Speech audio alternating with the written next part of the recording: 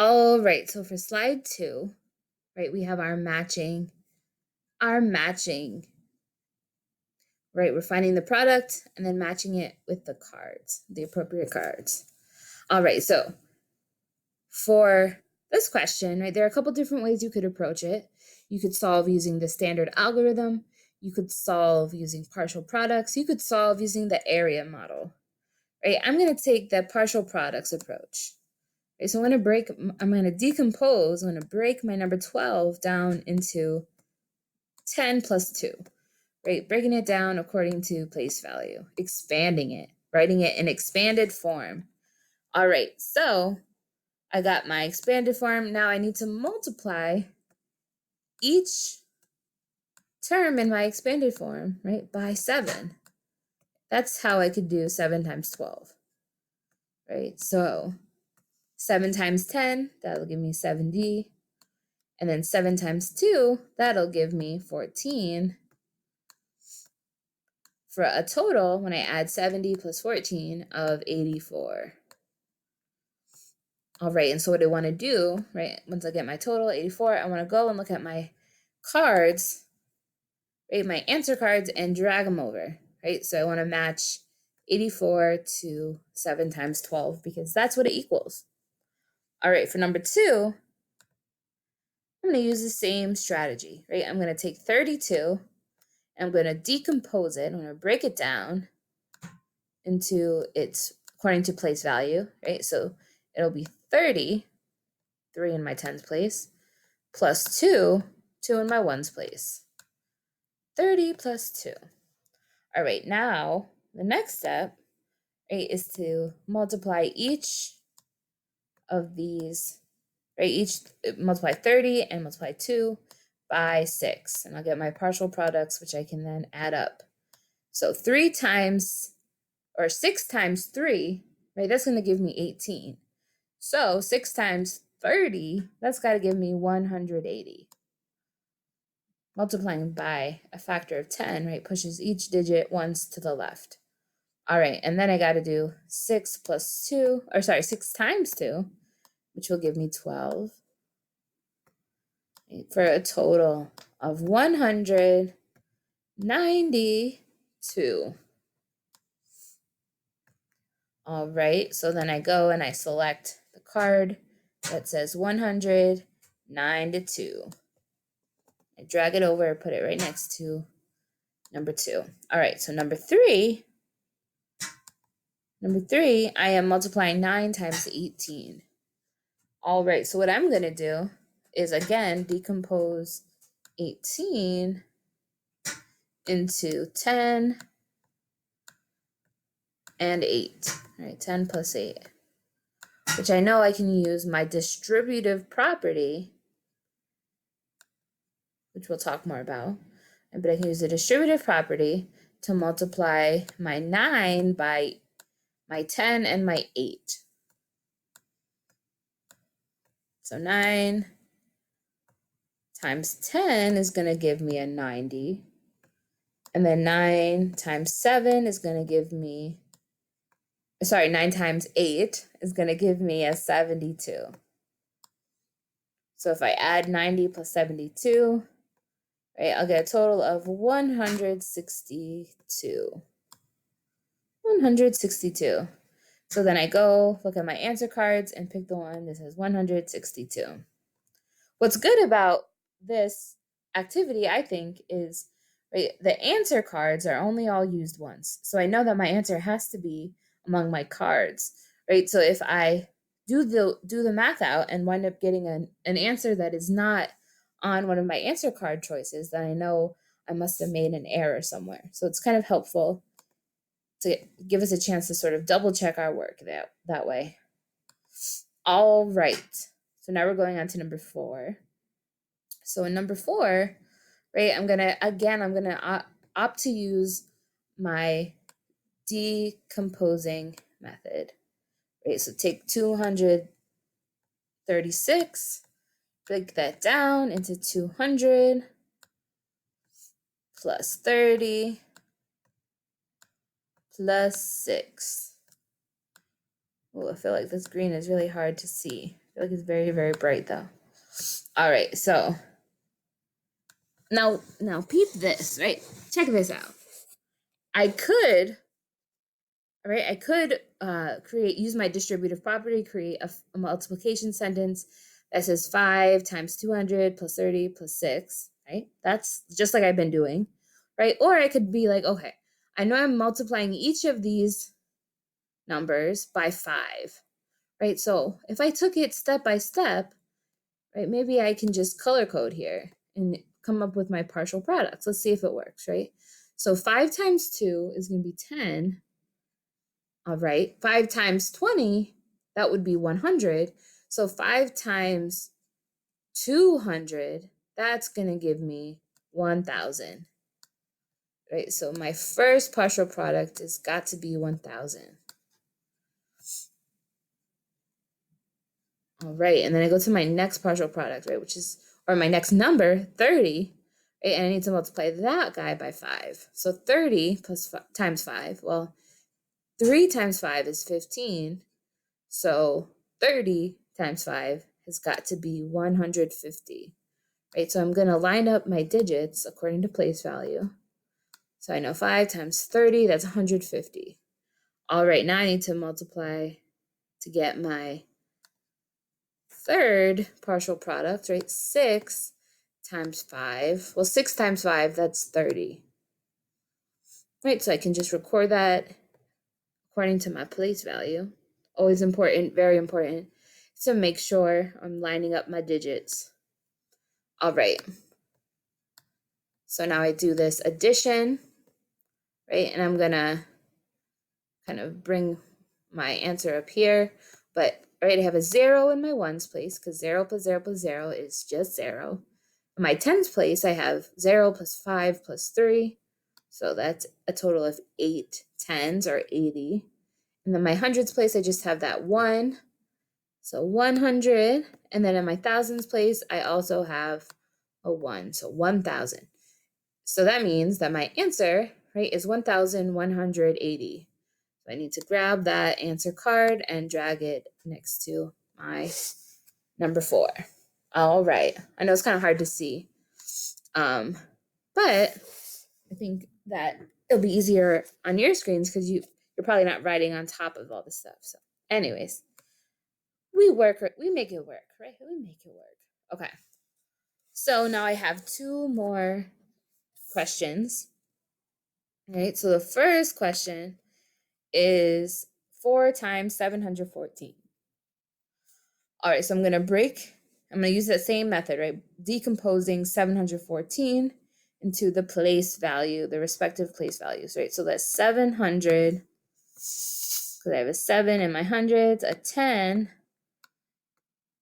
plus 10, right? Because I have 1 in my tens, and then plus 4 because I have 4 in my ones.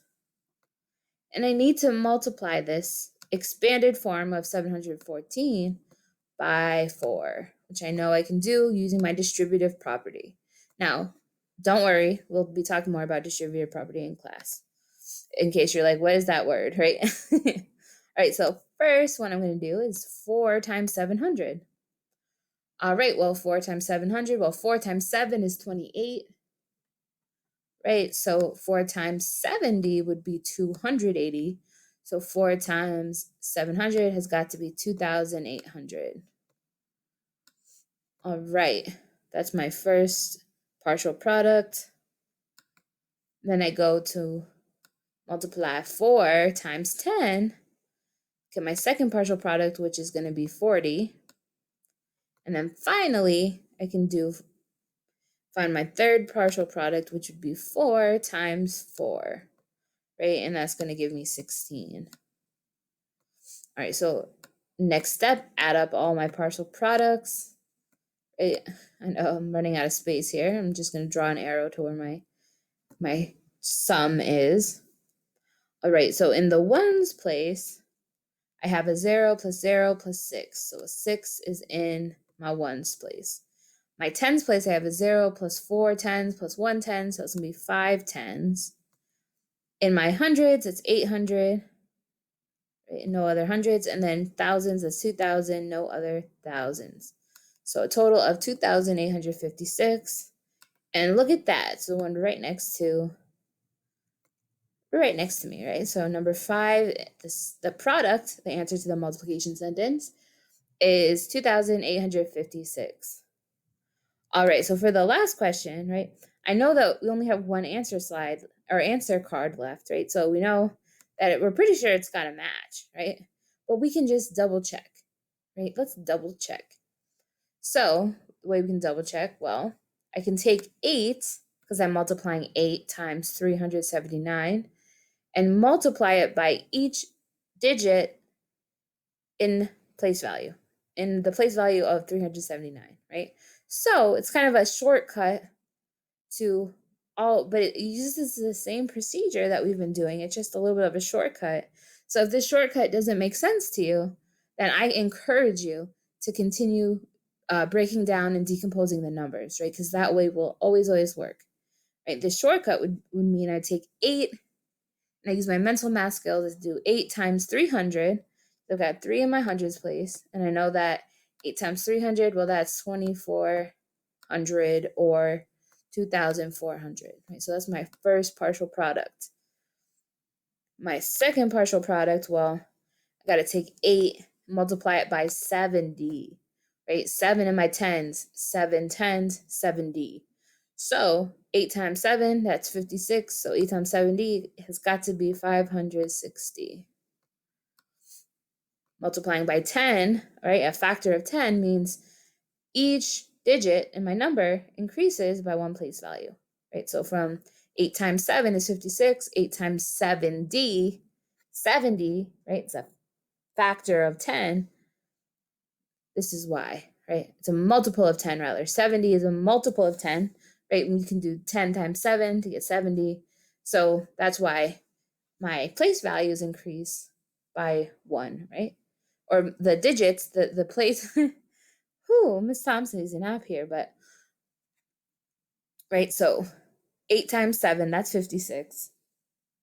But then because 70 has 7 tens, right, that means that we need to move each digit one place value to the left, right? Because it's increasing by a multiple of 10, right? By a factor of 10.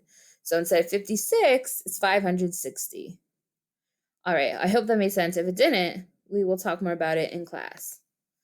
All right, and then 8 times 9 ones, right? No factors of 10 going on here. It's just 8 times 9 ones, so that's 72. Right? By the way, these factors of 10, right, all relate to this base 10 number system, right, that we've been working with, which if that's like, what are you talking about, Miss Thompson? Don't stress. We'll still work on it. We'll still be talking about it pretty much this whole year in different forms. All right, so what's left to do here is add our partial product. So that's 0 plus 0 plus 2 in the 1, so a total of 2 ones. And then 0 plus 6 plus 7 in the tens, so that's a total of 13 tens. So I can keep the 3 from 13 and rebundle 10 of those tens to make 100, carry over the 1, right? So 5 plus 4 hundreds will give me 9 hundreds plus 1 more hundred will give me a total of 1,000, 10 hundreds, right? So we carry over that 1 from my bundle of 100 of 10 100s, right? And then I have 2 plus 1, and my thousands will give me 3,000s. All right, so when it's all said and done, right, number 6 is equal to 3,032. And what do you know? That's the same number on our answer card. Love it when it happens that way. All right, going on to slide number 3. All right, so as you can see, I've color-coded this question as well. Right, for the first 2 of our guiding steps, right, that they correspond to the first sentence in our problem, right? So keep note of that, right? Trying to be as helpful as possible here. All right, so for the purple questions, right, I'm just gonna read this question out loud. So 3 boxes weighing 128 pounds each and 1 box weighing 254 pounds were loaded onto the back of an empty truck. A crate of apples was then loaded onto the same truck. If the total weight loaded onto the truck was 2,000 pounds, how much did the crate of apples weigh? Show or explain how you solved. All right, and so the first two guiding steps are purple, right? So the answers to the first two here we're going to find in the first sentence, right? And they are asking how many boxes were loaded onto the truck. Oh, and they want us to draw it. Okay. All right, so here's box 1. Right, we know from the first sentence that we actually have 3 boxes weighing 128 pounds each, and then a 4th box, right, weighing 254 pounds. All right, so that's a total of 4 boxes, right? 3 of them weigh the same, 128 pounds, and then a 4th box weighs 254 pounds. And then this is on the back of a truck. So Miss Thompson's going to try to draw that. I know, it's amazing drawing skills. I know. Oh man. Good thing this is not a real truck and it's just a drawing. Okay. All right. So we did step 1, right? We figured out that there were 4 boxes on the truck and we drew those boxes, right? And now the second question asks us to, how much did each of the boxes weigh? Label the boxes that you drew with the weight. Okay, so now it wants us to label the weight of each of these boxes. All right, fun fact before we label this weight, the weight of these boxes, right?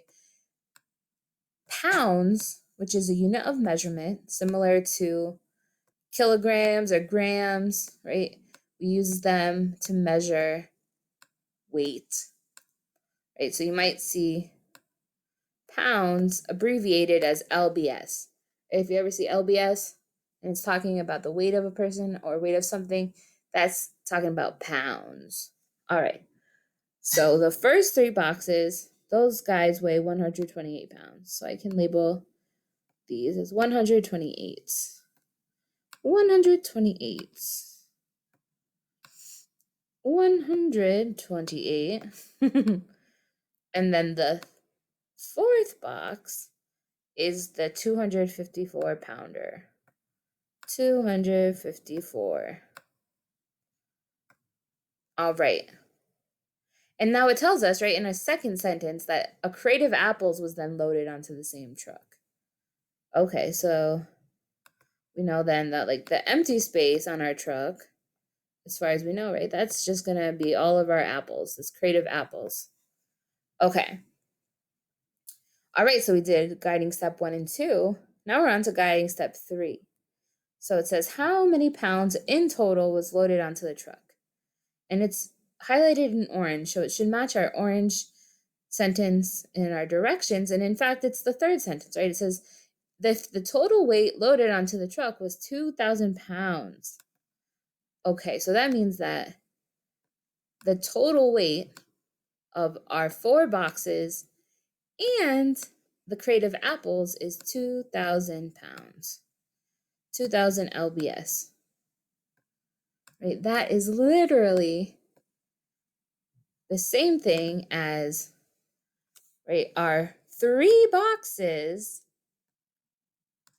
of 128 pounds each. Right? Notice how I'm expressing this as a multiplication sentence, right? 3 times 128 pounds, because I have 3 boxes that each weigh 128 pounds, right? And then plus my 254 pounder box,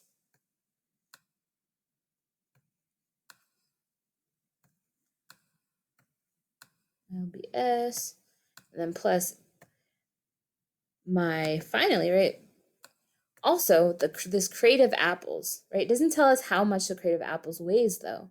It just says that the total weight added onto the truck was 2,000 pounds, right? So since it was these 3 boxes that are 128 pounds, this one box that was 254 pounds, and then this crate of apples that equaled 2,000 pounds, right? I know that the rest of the weight has to be because of this crate of apples. It must be gigantic crate of the apples. All right, so I want to start figuring out my guiding step number 4, right? Because ultimately this question is asking how much did the crate of apples weigh, right? So one way to figure that out, right, would be to first figure out, well, how much of the 2,000 pounds was taken up by my boxes, right? So to figure out that, I have to first figure out how much my 4 boxes together weighed, right? So the first step here is going to have to be to do this multiplication, right? To figure out how much 128 times 3 actually is, right? So I'm going to use my decomposition method, right? Where I take 128 and I break it down into place value. So 100 plus 20 plus 8. And I need to multiply this. I can use my distributive property to do so. Multiply this by 3. All right, so my first term, my first partial product will be 3 times 100, which will give me 300. And then I'll have 3 times 20. 3 times 20, which will give me 60. And then added to that will be 3 times 8, which will give me 24. So then I need to add together my partial products. Once I do that, right, I get a 4 in my ones place, an 8 in my tens place, and a 3 in my hundreds place. All right, so in other words, these first 3 boxes, right, they account for 384 pounds. The first 3 boxes, those are 384 pounds. All right. So here's a question for you. Right? Am I ready to subtract from 2,000 yet? Right? 2,000 pounds? Have I found the total weight that is accounted for by my 4 boxes? Right? And I give you a second to think about that. And the answer is no, right? I haven't yet added together the weight of this 4th box with the weight of my 3 boxes, right? I did the multiplication to find how much the 3 boxes weigh altogether, right? But I need to actually add that 384 pounds to my 254 pounds, right? And that's from my 4th box. And then I will know how much weight was accounted for just by these boxes. So 4 plus 4, my ones will give me an 8. 8 plus 5 tens will give me 13 tens. So I keep the 3 and I make one bundle of 10 tens. 300 plus 200 is 500. Add the 100 extra is 638. So, right, in other words, when I add together all 3 boxes with my 254 boxes, right? So in other words, all 4 boxes together weigh 638 pounds. So of my 2,000 pounds that are loaded onto this truck, 638 of them come from just the boxes, right? All right, so 638 of the total weight on my truck is from just my 4 boxes, 638 pounds. The rest, right? The rest of the weight is this crate of apples, right? So pretty heavy crate of apples, right? And the we don't yet know though exactly how heavy, right? All we know is that 638 pounds plus the weight of the crate of apples equals 2,000 pounds. All right, so I want you to think about how could we solve to figure out how heavy this crate of apples must actually be. What could we do? All right, so I'll give you a second to think about it. Right, and if you came up with the idea of subtracting, you are correct. Right, the only way we can figure out how much pounds the crate of apples must be is to take the weight of our 4 boxes and subtract it from 2,000, right? The total weight on the truck. So I take 2,000 and I subtract 638 from it. And I encourage you to pause the video right now and try to solve this subtraction problem on your own. It's a great one to practice, right? Multi-digit subtraction. All right, so I believe that you did try this on your own. So now I'm going to review it. All right. So I got to, of course, start with my ones, but I can't take 8 ones from 0 ones. Can't do that. I got to actually borrow, but I can't borrow from my tens place either because I have a 0 there, and I can't borrow from my hundreds because I also have a 0 there. So I have to borrow from my thousand. So I borrow 1,000, but 1,000 is equal to 10 hundreds. So instead of a 0 in my hundreds, I'm going to end up with a 10, right? And okay, but I still need to get to my ones place, right? So I got to borrow 10 of my, I need to borrow 1 of my hundreds, right? So that goes down from 10 to 9. And I borrow 1 of my hundreds, bring it to my tens, but 10 tens is equal to 100. So instead of 0 tens, I actually have 10 tens. But I still need to borrow because I got to bring it to my ones. So I borrow 1 10 from my tens. My tens place goes to 9, and my ones place goes to 10. Now finally I can do this subtraction. Okay, 10 minus 8. Well, that's 2. Right, and I'm still dealing with pounds, so I can carry down my units of measurement here. All right, 9 minus 3. Well, that's going to leave me with 6 tens. 9 hundreds minus 6 hundreds. Well, that's going to leave me with 3 hundreds. And then 1,000 minus, nothing, right? It's just going to carry down that 1 to get 1,362 pounds. Right? So in other words, the apples, manzanas, right, must weigh what apples weigh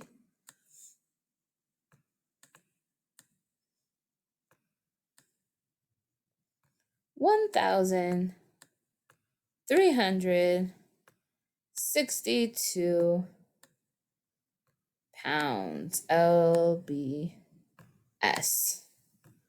All right, and I know Miss Thompson's writing on this whiteboard is getting not so great, but she is, right? As you can see, I am circling, I am boxing my answer here so that there cannot be any confusion about what I want my final answer to be. Right, what I'm saying my final answer is. All right. So now we're going to the next slide here. Oh, it looks like I need to clear that screen. I wonder. No, that's it. Okay. That would be really hard to watch. Okay. So here we are. All right, we are given a rectangle. An big orange rectangle with a red border on the outside. All right. So the first question here, it wants us to find the perimeter. All right, and just a reminder, as you can see in the hints, right, the perimeter is the distance around an object, right? It's like a fence. It's like a border, right? It's the red border on my rectangle, right? And so as we talked about in class, right, if I was a little ant or a crab, looks like a sort of looks like a blue crab. I don't even know. If I was this little guy, right, and I started, let's say I wanted to walk around, right? So I started here at this corner, right? By the time I walked all the way up to this corner of my rectangle, right, I would have gone a total of 7 centimeters, right? Because that's the length of my rectangle. Now my little guy, my little spider, right, can keep walking another step, right, until it gets to this corner over here, right? Once it's over here, it's gone 14 more centimeters, right? Which means that it's gone a total, in fact, of 21 centimeters, right? Because 7 to get to that first corner, and then 14 to get to the next corner. And you might notice that once I'm at 21 centimeters, right? Once my spider has walked 21 centimeters, it's actually walked halfway, right?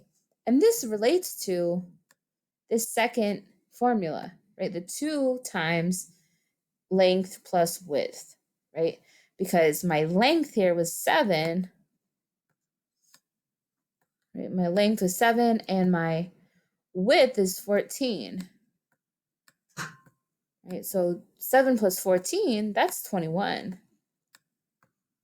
Right? And I need to multiply it by 2 because 21, right? It's only halfway around my rectangle. I need to go the full way around, right? And we could see this ourselves too, right? We could keep our little spider guy walking, right? Until he gets to this corner over here, which is another 7 centimeters, right? So 21 plus 7, 28 centimeters.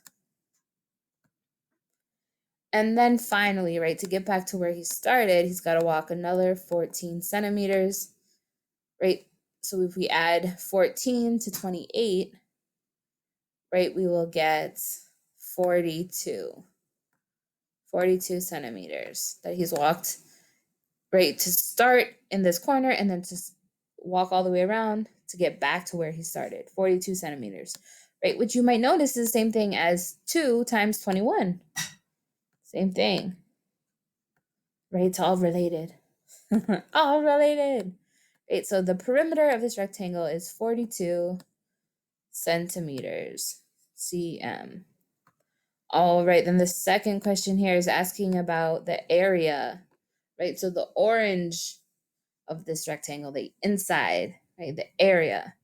So we're given in the hint box, right? The formula for finding the area of the rectangle. Now, formula means I can plug in my values for L, plug my values in for W, and I'll get my area. So I know my length, my L, is 7, right? And my W, my width, is 14. So I know I have to do 7 times 14, and it's actually 7 centimeters times 14 centimeters, right? Don't want to forget my units of measurement. So 7 times 14. Well, I could take any number of approaches, right, to solving this multiplication problem. I could find partial products. I could use my area model. I'm just going to demonstrate how I could use the standard algorithm for multiplication, although we haven't used it much in 4th grade as of yet, but we will be using it more and more, right? And I think you'll see a lot of connections between the standard algorithm and the area model and the partial products method, right? It's kind of all related. It's really all related. So I start, the first 2 digits I need to multiply are my 4 ones and my 7, right? 7 times 4 ones, well, that's 28 ones, right? But I can keep my 8 ones and from my 28 and rebundle my 2 10s, just like with addition, right? When we do addition, if we have more than 10, we bundle to the next place value, right? So 2 groups of 10 for 28. All right, and then the next two digits I need to multiply are 7 and 1. Right, so 7 times 1, 7 times 10, because it's in my 1 is in my tens place, right? That's 70. But then I need to add 2 to my 7, 2 tens to my 70, right? So 7 times 10, that's 70 plus 20, right? That's going to give me 90, right? So I write a 9 in my tens place to get 98 as my total area, right? In fact, it is a total area of 98 square centimeters, or you could express that as centimeters squared, right? Exponents, those are stuff we'll learn about later on, like 6th grade, right? Maybe some 5th grade, but it's, if you see, right, it's just a little 2 that I write on top, like on top and to the left, or to rather to the right of the M, right? And it just means that I've got centimeters times centimeters, so square centimeters. That is my area.